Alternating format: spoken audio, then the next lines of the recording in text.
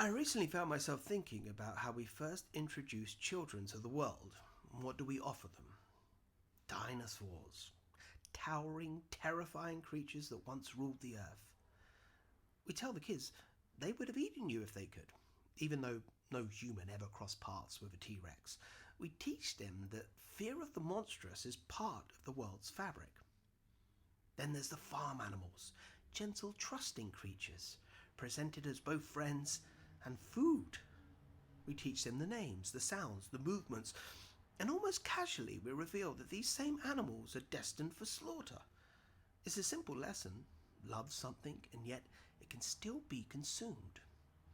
And then there are the fairy tales: Red Riding Hood, Hansel and Gretel, the Three Little Pigs. In each, the world is full of hidden threats: wolves, witches, dangers that want to devour us.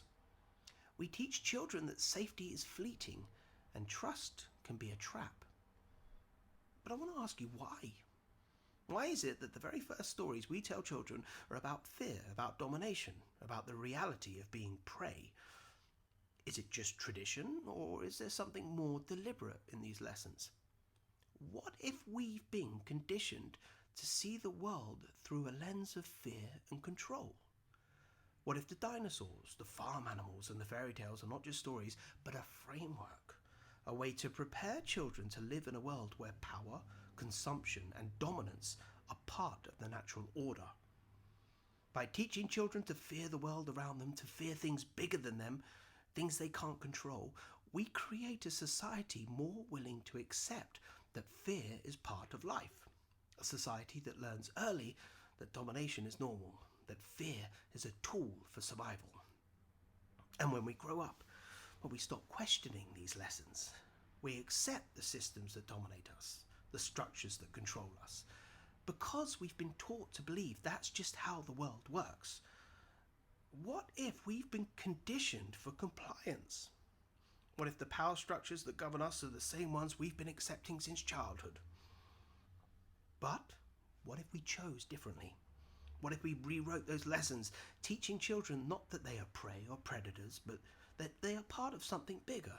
That everything in this world, from the smallest insect to the greatest mountain, is connected, and that the health of one part impacts the whole? What if we showed them that life isn't about domination or fear, but about interconnection, about recognizing that every life, every being matters?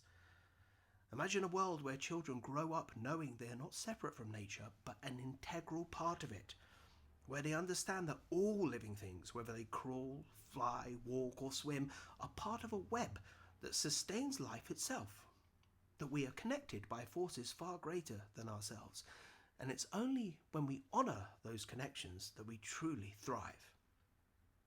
How much of the world we live in, the fear we carry, the hierarchies we accept, the cruelty we tolerate, is truly of our own making? And how much of it has been carefully designed for generations to keep us compliant, unquestioning, and separated from the very source of life that connects us all?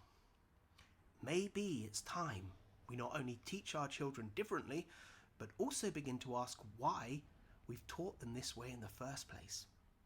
Because if we don't, the world we're creating may be one they'll never be able to escape.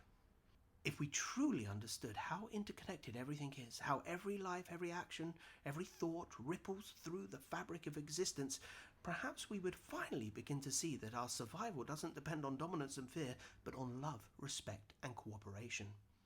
Only then can we build a world where no one is consumed and everyone thrives.